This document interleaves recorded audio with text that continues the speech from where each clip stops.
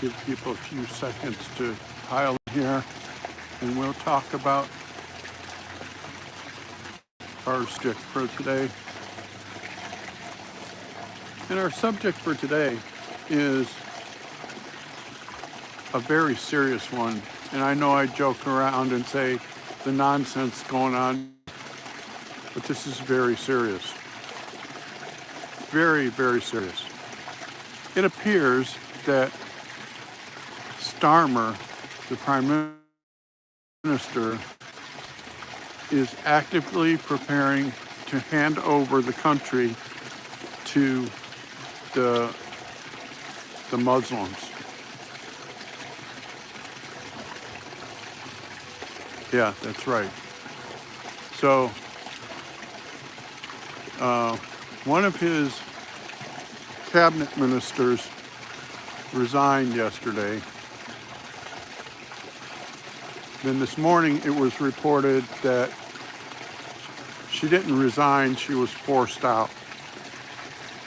And then he decided to take this time to reshuffle the cabinet, but he put some really horrendous people in charge, like the pro-Palestinian, anti-Jewish, anti-British person he named the new Home Secretary. The Home Secretary is in charge of Britain's borders. So you put the person that's pro-Palestinian and anti-Jewish and anti-British in charge of your borders. That's just fucking brain dead. And I watch 2C TV. I recommend you go check him out. It's TOUSI TV. He's on YouTube. And he has some really good insights. He's a Persian who lives in London. And very interesting, the things he comes up with. So I watched last night, let me first say, this is your one and only warning. Some of the stuff we're going to talk about is very disturbing. I watched a interview last night. This young lady named Jade was interviewed. She survived the grooming gangs.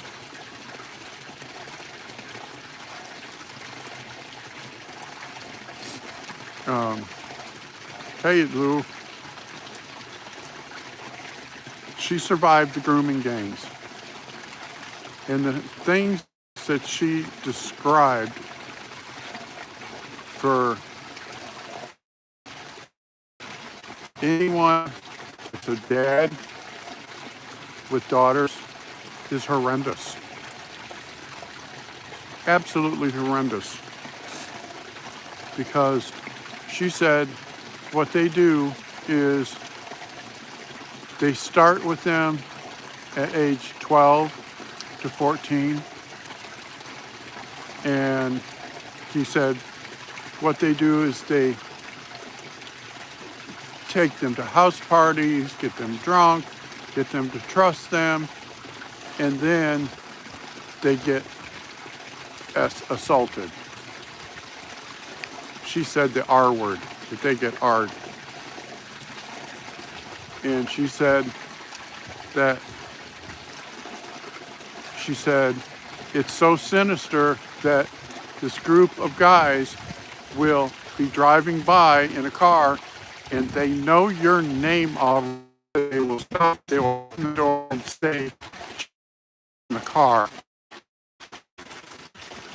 And she said no, and she said they beat her up, gave her 2 black eyes. She said, I never said no again. And she said that went on and she thought, great, now's my time to get free of this. And she told the the cops what had been going on and everything, they arrested her. They arrested her because she brought a friend with her to the house party.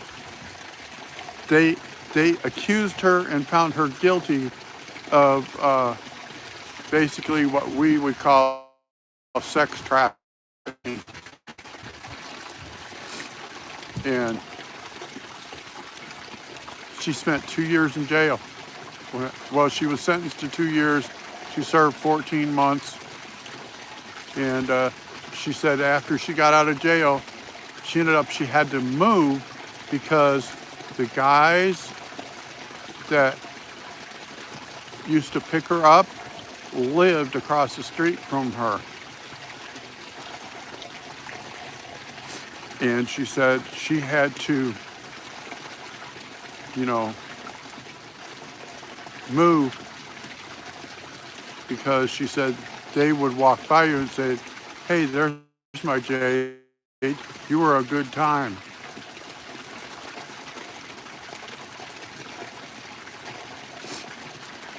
They would actually say to her she was a good time.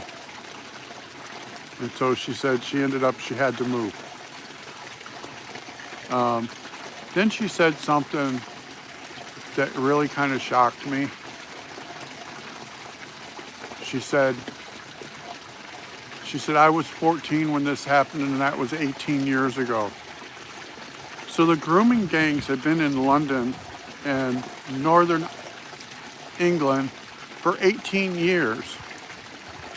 And Keir Starmer is, hey, mother of everyone, I'm talking about this girl named Jade who survived the grooming gangs in England. And she did a interview yesterday where she described everything that happened and how sinister it was and how evil it was, and that the house party that she was at got raided, and she thought, this is my chance to get away from this. And she told the truth, and she told everything that happened, named names, and they put her in jail. They put her in jail because she brought a friend with her to the house party. They basically accused her and found her guilty of like what we would call in America sex trafficking. Now, she has to register as a sex offender for the rest of her life. The rest of her life. And I just think it's shocking and it's cruel that this has been going on. And she said in the interview, she said, I was teen when this happened, and that was 18 years ago. That means that this has been going on for almost 20 years. And so what does Starmer do today? He fired a bunch of his cabinet ministers, but he stood up for the Palestinians, in my view, because he put the anti-Jewish, anti-British, pro-Palestinian person in charge as Home Secretary. The Home Secretary's job is to define the borders of the country and to set the immigration policy. He put that person in charge. And when I first started hearing about this about a year ago, my view was Keir Starmer, the Prime Minister, is getting ready to hand off the country to the Islamists. That was my belief. Then after hearing him, take and fire a bunch of ministers, they call them ministers. In America, we call them secretaries, like Secretary of Defense, Secretary of State. They call them like the Home Secretary or the Home Minister. stuff like that. But this is, on one hand, it's so sad. But on the other hand, it's outrageous that he chooses to stand on the side of the migrants over his own citizens. His own citizens have stood up and said, we want them all deported. Now, here's another thing that's going on in the UK right now. If you post a meme, like say you read a meme and you repost it, let's say you're on X, someone else calls the police and says, that meme caused me anxiety, you will get arrested. Free speech is dead in the UK. Dead. Like this girl last week, 14, this guy, okay, I'm sure that everybody's seen the picture of the girl from Dundee that held up the hatchet and the knife and told her would-be attacker, I will defend myself. We know who you are. She got charged with brandishing a weapon and he was turned loose. And her friend went on TikTok day before yesterday and told what actually happened. She said the mainstream media is lying about this, which go figure, right? She said that guy was walking up to her and telling her she was, starts with X and S rather, and ends in XY, over and over and over again. And she said all three of us told him, that's not okay. That's not okay. She's only 14. That's not okay. And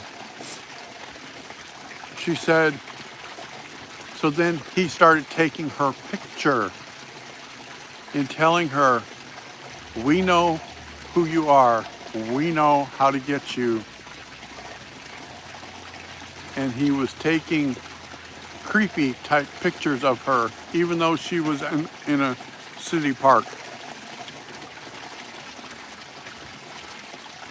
And the fact that Keir Starmer is behind the guys,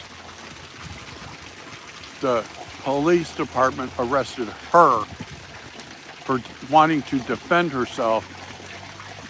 I also found this out. To carry a bladed weapon in the UK is against the law. You cannot carry a knife or any type of bladed weapon. That this one lady a couple of days ago said, well, the fact that a 12 or 14-year-old girl thinks that she has to carry a weapon when it's expressly forbidden to carry weapons is not okay.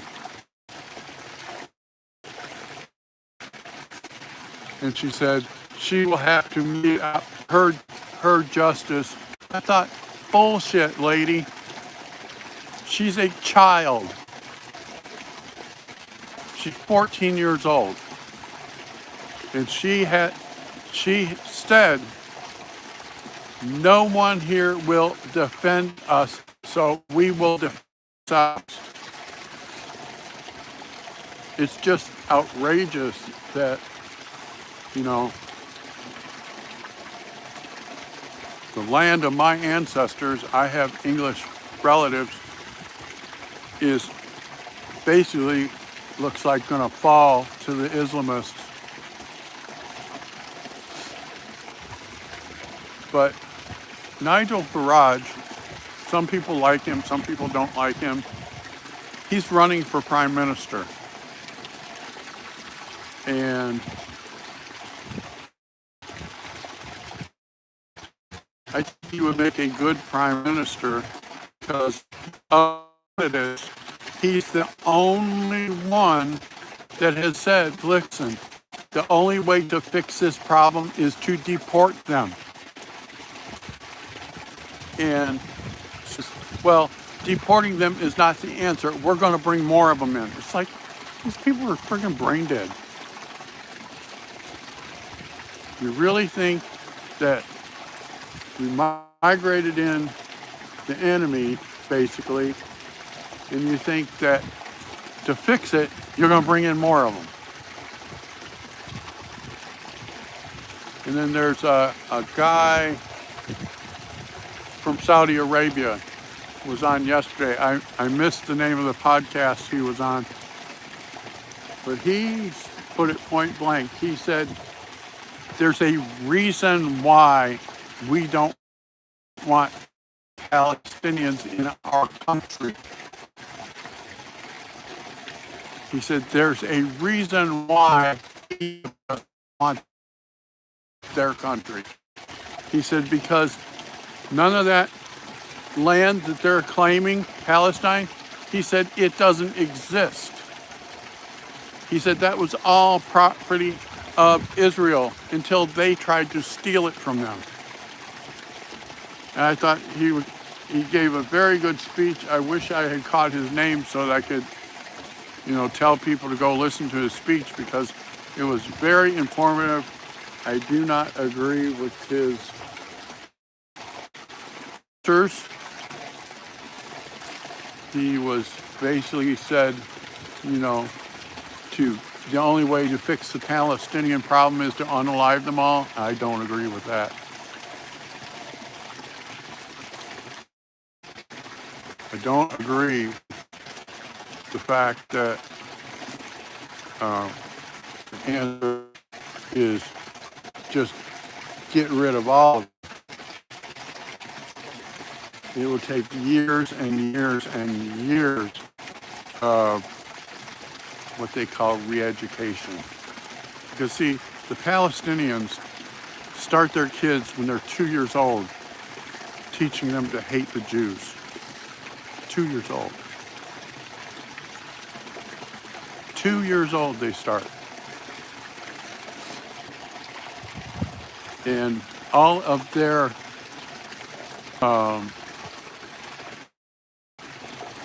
cartoons are geared towards eliminating the Jews. Little kids' cartoons. So, that's pretty tragic there too. But that's what I got for y'all today. We'll have a happier subject tomorrow. Talk to you soon. Bye for now.